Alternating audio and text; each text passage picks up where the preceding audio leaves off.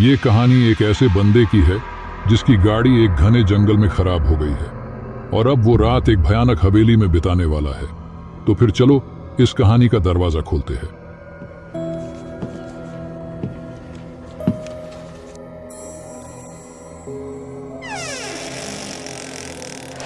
रात के समय कार धक्के खाते हुए रुक गई और उसमें से आरव नीचे उतरा और घड़ी देखी। उस वक्त रात के ठीक 9 बज रहे थे। फिर उसने कार का बोनट खोला और उसे ठीक करने की कोशिश करने लगा, लेकिन गाड़ी स्टार्ट नहीं हो रही थी। आरव ने मोबाइल से मदद मंगवानी चाहिए, पर उसमें नेटवर्क का नामो निशान नहीं था। फिर उसने गाड़ी की पिछली सीट पर सोई हुई अपनी पत्नी मिताली को आवाज दी।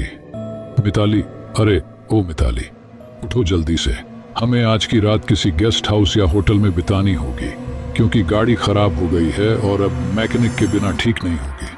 हमेशा की तरह मिताली नींद में ही बड़बड़ाते हुए उठी। आरव, तुमसे एक काम ढंग से नहीं होता, कब से बोल रही हूँ। ये तुम्हारी पुरानी खट्टारा बेचकर कम से कम एक सेकंड हैंड कार ले लो। जवाब में आरव बोला, खरीद लेंगे माता रानी, अब अपना बैग उठाओ और चलो कहीं रात गुजारने का जुगाड़ करते हैं। फिर दोनों जंगल की कच्ची सड़क छोड़ के मेन हाईवे पर आ गए। उसी वक्त उन्हें जंगल में दूर कहीं से भेड़ियों के रोने की आवाजें आने लगी।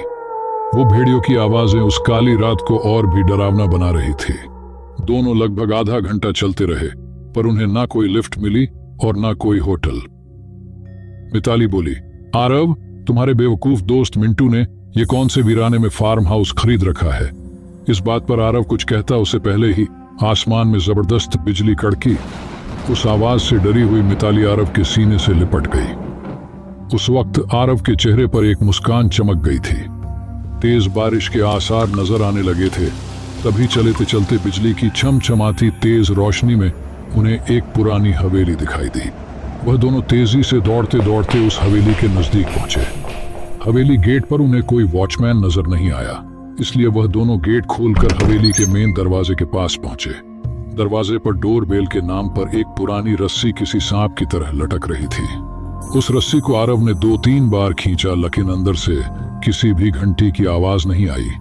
फिर मिताली ने दरवाजे पर खटखटाने के लिए अपना हाथ आगे बढ़ा ही रही थी, उससे पहले ही अंदर से एक भारी आवाज आई, अंदर आ जाओ, दरवाजा खुला है। उन दोनों को ये बात अजीब लगी, क्योंकि अंदर से किसी भी घंटी की आवाज नहीं आई थी और ना ही उन दोनों ने कोई आवाज दी थी। फिर वह दोनों दरवाजा खोलकर अंदर गए। दरवाजे के ठीक सामने झूले पर बैठकर एक आदमी शाही अंदाज में सिगार पी रहा था। उन्हें देखते ही आरव बोला, सर, हम यहाँ से कुछ ही किलोमीटर दूर हमारे दोस्त का फार्म हाउस देखने जा रहे थे, पर बीच रास्ते में हमारी कार खराब हो गई और मदद बुलाने के लिए मोबाइल में नेटवर्क भी नहीं है। क्या हम आपके फोन से एक कॉल कर सकते हैं। झूले पर बैठे उस आदमी के चेहरे पर कोई भाव नहीं था। उसने कहा, जरूर कीजिए, टेलीफोन ऊपर के आखिरी कमरे में है। आरव ने उन्हें पहले परिचय देना उचित समझा। उसने कहा, मेरा नाम आरव है और ये है मेरी पत्नी मिताली। जवाब में वह आदमी बोला, मेरा नाम दादा ठाकुर है, मैं इस हवेली का मालिक हूं। आरव और मिताली हवेली की शान देख ही रहे थे कि उनकी नजर दादा ठाकुर के पीछे वाली दीवार की सबसे बड़ी फोटो फ्रेम पर पड़ी, जो खाली थी और पूरे घर में तस्वीरें ही तस्वीरें थी। उन सब में एक बात समान थी कि किसी भी तस्वीर में कोई भी हंस नहीं रहा था। सभी तस्वीरें बिल्कुल भी भावनाहीन थी। फिर आरव और मिताली दोनों ऊपरी मंजिल पर गए और आखिरी कमरे में जाकर लैंडलाइन से अपने दोस्त मिंटू को कॉल करने लगे। बहुत बार कोशिश करने पर भी फोन नहीं लग रहा था। तभी मिताली की नजर उस दीवार पर पड़ी एक फोटो फ्रेम पर पड़ी। उसमें भी कोई तस्वीर नहीं थी, सिर्फ खाली फ्रेम था। उन्हें यह बात थोड़ी अजीब लगी। फिर दोनों नीचे गए और दादा ठाकुर से बोले, आपके लैंडलाइन से फोन नहीं लग रहा है।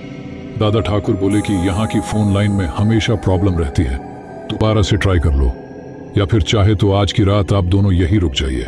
मिताली और आरव कमरे में जाकर फिर कॉल लगाने की कोशिश करने लगे, पर सब बेकार। आखिर में दोनों ने रात को वहीं रुकने का निर्णय लिया। बेड पर लेटते ही दोनों की आंख लग गई। रात के ठीक 1:30 बजे आरव की नींद अचानक से खुल गई और वह एक बार फिर से अपने दोस्त को फोन लगाने लगा, लेकिन उस वक्त फोन पूरी तरह डेड था। हाथ से फोन नीचे रखते हुए आरव की नजर दीवार पर गई और सामने का नजारा देखकर उसके चेहरे पर से हवाइयां उड़ गईं, क्योंकि कुछ घंटों पहले देखी हुई खाली फ्रेम में अब उन दोनों की तस्वीर थी और उसके नीचे लिखी थी उनके मौत की तारीख। उसने मिताली को उठाया और उसे तस्वीर दिखाई। वह बोली, यहाँ कुछ तो गड़बड़ है। आरव, हमें अभी के अभी यहां से बाहर निकलना होगा। फिर दोनों ने वहां से बहुत तेज दौड़ लगाई। सीढ़ियों से वह दोनों तेजी से नीचे उतरने लगे, पर उतरते वक्त सीढ़ियों पर उन्हें 4 पैरों की जगह 6 पैरों की आवाज आ रही थी। अब वह दोनों काफी डर चुके थे।